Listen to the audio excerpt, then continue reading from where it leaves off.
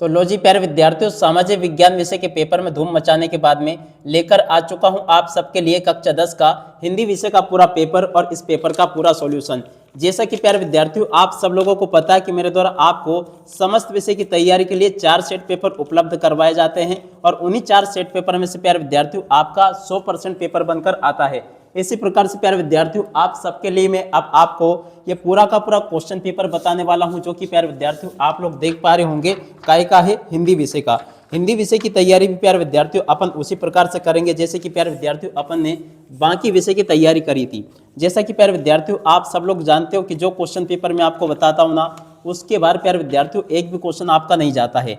आपको भी प्यारे विद्यार्थियों अब हिंदी विषय के लिए क्या करना होगा, चलो मैं आपको बता दूं कि इसके लिए आपको 4 सेट पेपर बताए जाएंगे। सेट ए होगा, बी होगा, सी होगा, डी होगा। चारों सेट पे प्यारे विद्यार्थियों अगर आप लोग लगा लेते हो ना तो 100% पेपर प्यारे विद्यार्थियों आपका इसी में से फंसेगा। अभी मैं आपको सेट ए बता रहा हूँ प्यारे विद्यार्थियों, बहुत जल्दी आपको बी भी मिल जाएगा, सी भी मिल जाएगा, डी भी मिल जाएगा।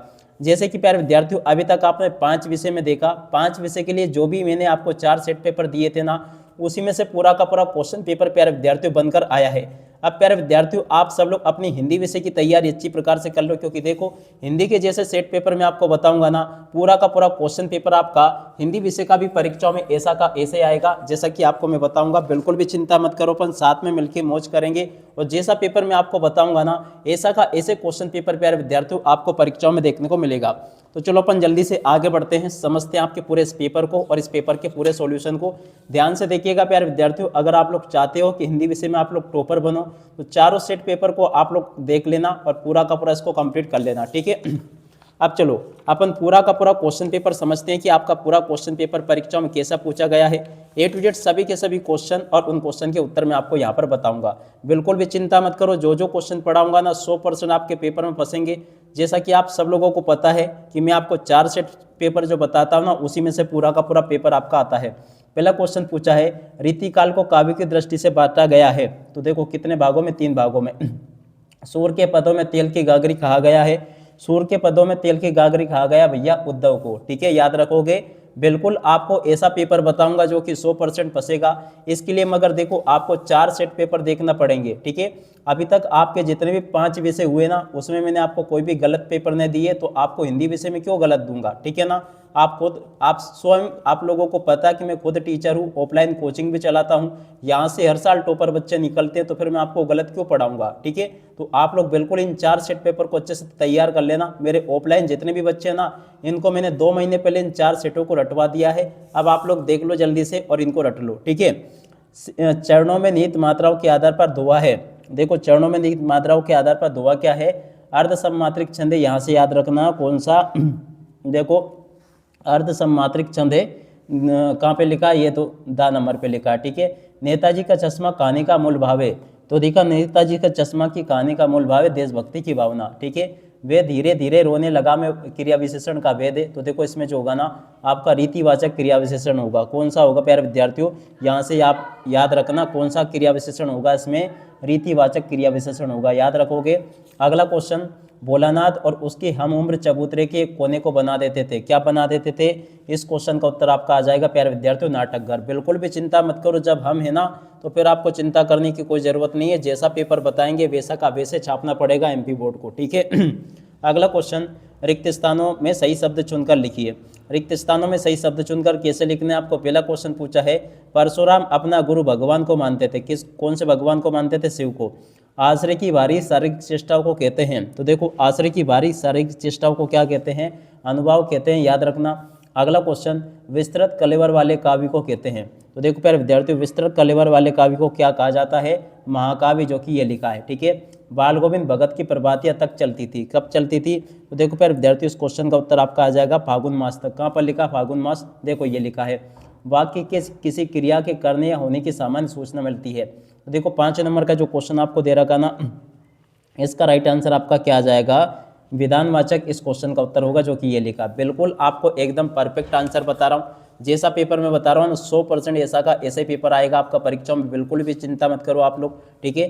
अगला क्वेश्चन पूछा, कटाव में बर्फ से ढके पहाड़ की तरह चमक रहे हैं, काय की तरह चमक रहे हैं। तो देखो चांदी की तरह चमक रहे हैं, ठीक है। अगला क्वेश्चन पढ़ते हैं, यहाँ से आप लोग प्यारे विद्यार्थी रिक्त स्थानों की पूर्ति को देख लो।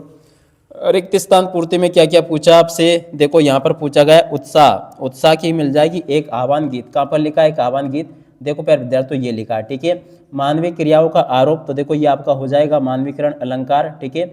रिपोर्टाज की भाषा, रिपोर्टाज की भाषा होगी आपकी फ्रेंच। कहाँ पर लिखा फ्रेंच भाषा, देखो ये लिखा है, ठीक है। सफेद पोष की जोड़ी किससे मिल जाएगी, भद्र व्यक्ति। कहाँ पे लिखा भद्र व्यक्ति, देखो देखो देखो देखो ये लिखा है सफेद पोष यानी भद्र व्यक्ति, ठीक है। जो कम बोलता है उसे क्या कहते हैं, तो देखो जो कम बोलता है उसको कहते हैं मितभाषी। देखो कहाँ पे लिखा है मितभाषी, ये लिखा है, ठीक है। अज्ञे की जोड़ी किससे मिल जाएगी, तो देखो अज्ञे की जोड़ी मिल जाएगी, अज्ञे का संबंध था तार सप्तक से, ठीक है। तो जैसे क्वेश्चन प्यारे विद्यार्थियों आपको मैं पढ़ा रहा हूँ ना, ऐसा का ऐसे पेपर आएगा, बिल्कुल भी चिंता मत करो आप लोग, ठीक है। इसके बाद में देखो यहाँ से आप लोग एक वाक्य में उत्तर को देख लो। एक वाक्य में उत्तर कैसे पढ़ोगे, फसल कविता हमें किसके करीब ले जाती है, तो देखो इस क्वेश्चन का उत्तर आपका आ जाएगा कृषि संस्कृति के करीब। कहाँ पे लेके जाती है फसल कविता, कृषि संस्कृति के करीब लेके जाती है, ठीक है। तो इसका उत्तर प्यारे विद्यार्थियों आपको मैंने बता दिया। अगला विभाव के भेदों के नाम हैं। देखो प्यारे विद्यार्थियों विभाव के दो भेद होते हैं, आलंबन और उद्दीपन। क्या लिखोगे यहाँ से, आलंबन, ठीक है, और दूसरा क्या होगा, उद्दीपन, ठीक है। आलंबन और उद्दीपन विभाव के दो भेद होंगे। शास्त्रों में काशी किस नाम से प्रतिष्ठित है, देखो प्यारे विद्यार्थियों शास्त्रों में काशी जो ना आनंद कानन के नाम से प्रतिष्ठित है। क्या नाम है इसका, आनंद कानन। किस समास में प्रथम पद प्रधान और अव्यय होता है, ठीक है। किस समास में प्रथम पद प्रधान और अव्यय होता, तो देखो इसका राइट आंसर प्यारे विद्यार्थियों आपका आ जाएगा अव्ययी भाव समास में, ठीक है ना। इस क्वेश्चन का उत्तर प्यारे विद्यार्थियों क्या लिखोगे, अव्ययी भाव समास। अगला क्वेश्चन पढ़ते हैं, अपना हाथ जगन्नाथ लोकोक्ति का क्या अर्थ है। देखो प्यारे विद्यार्थियों अपना हाथ जगन्नाथ लोकोक्ति का अर्थ यह है स्वयं के करने से ही स्वयं का काम स्वयं के हाथों से ही ठीक होता है, या काम स्वयं करने या इस प्रकार से लिख सकते हो, स्वयं के करने से ही काम होता है, स्वयं के करने से ही और उसके बाद में काम होता है, ठीक है ना। इसका उत्तर ये आ जाएगा जो कि मैंने आपको बता दिया। अगला क्वेश्चन, भोलानाथ के पिता फूल के कटोरे में उसे क्या सानकर खिलाते थे, तो देखो प्यारे विद्यार्थियों इसका राइट आंसर आपका क्या आ जाएगा, आप लोग देख लें, गोरस और भात सानकर खिलाते थे, ठीक है ना। क्या लिखोगे, गोरस और भात, ठीक है। तो यहाँ से आप लोग लिख ले और पूरा का पूरा इसको समझ ले। यहाँ तक के सभी क्वेश्चन के उत्तर प्यारे विद्यार्थियों आपको मैंने बता दिए। आगे आपके पेपर में सत्य सत्य पूछे तो चलो मैं आपको सत्य सत्य और बता देता हूँ। सत्य सत्य में पहला क्वेश्चन, मुख्य गाय की आवाज़ भारी व गंभीर होती है, सत्य होगा। दूसरा क्वेश्चन, धोआ और चौपाई वर्णिक छंद है, तो देखो प्यारे विद्यार्थियों ये आपका असत्य हो जाएगा। मानव संस्कृति अविभाज्य वस्तु है, तो देखो ये जो क्वेश्चन पूछा ना ये प्यारे विद्यार्थियों आपका सत्य हो गया है। और दो वर्णों के मेल को संधि कहते हैं, तो देखो प्यारे विद्यार्थियों दो वर्णों के मेल को संधि कहते हैं, बिल्कुल सत्य होगा। रंगीन पताकाएं शांति और अहिंसा का प्रतीक है, देखो प्यारे विद्यार्थियों ये भी आपका असत्य होगा। पढ़कर ही लेखक अभ्यंतर व्यवस्था को पहचानता, तो देखो ये जो क्वेश्चन दे रखा है ये भी आपका असत्य होगा। और इसके बाद में जो आगे क्वेश्चन प्यारे विद्यार्थी पूछे हैं, बिल्कुल चिंता मत करो, जिस प्रकार से अपन ने 5 विषय में झंडे गाड़े ना उसी प्रकार से प्यारे विद्यार्थियों अब आपकी हिंदी विषय की तैयारी की बारी आ गई है। हिंदी विषय में मैं आपको ऐसे तैयारी करवाऊंगा कि आप भी बोलो कि वाह सर यार आप पहले क्यों नहीं मिले, ठीक है। जो जो क्वेश्चन बताऊंगा ना उसके बाहर एक भी क्वेश्चन आपका मिस नहीं होगा, पूरा का पूरा आपका पेपर परीक्षाओं में वहीं से पूछा जाएगा, एक भी क्वेश्चन का आंसर आपका मिस नहीं होगा, ठीक है। तो चलो अपन इन क्वेश्चन को देख लेते हैं। रीतिकाल को श्रृंगार काल क्यों कहते हैं, यहाँ से देख लो इस क्वेश्चन के उत्तर को और पूरा का पूरा याद कर लेना, ठीक है। और उसके बाद में देखो नई कविता किसे कहते हैं, इस क्वेश्चन के उत्तर को यहाँ से देख लो, याद कर लेना। तुलसीदास अथवा जयशंकर प्रसाद कौन है ये, नागार्जुन की जीवन परिचय आपको लिखना, इनको देख लो यहाँ से, ये भी मैंने आपको बता दिया। जो जो क्वेश्चन आपके पेपर में फंसे ना भाई साहब 100% आपको मैं बता रहा हूँ, एक भी क्वेश्चन का आंसर यहाँ से आपका मिस नहीं होने दूंगा। और जैसा पेपर बताऊंगा ना वैसा का वैसा ही पेपर देख लेना परीक्षाओं में, बिल्कुल भी चिंता मत करो, हम आपके साथ हैं। आप लोग बस पढ़ते जाओ, पेपर देते जाओ, बाकी जिम्मेदारी हमारी, मत चिंता करो, ठीक है। तो यहाँ तक के क्वेश्चन मैंने आपको बता दिए, ठीक है। और उसके बाद में देखो अब आगे के क्वेश्चन अपन पढ़ते हैं, तो देखो यहाँ तक के क्वेश्चन तो मैंने आपको बता दिए। तो ये देखो यहाँ तक के सभी क्वेश्चन के उत्तर मैंने बता दिए। गोपियों ने उद्धव से योग की शिक्षा कैसे लोगों को देने की बात कही है, राम लक्ष्मण परशुराम संवाद पाठ के आधार पर आपको बताना है इस क्वेश्चन का उत्तर। उसके बाद में देखो अगला क्वेश्चन ये पूछा है, चौपाई चंद की परिभाषा आपको बतानी है। तो देखो यहाँ पर जो जो क्वेश्चन पूछे गए ना इन सभी क्वेश्चन के उत्तर को देख लेना।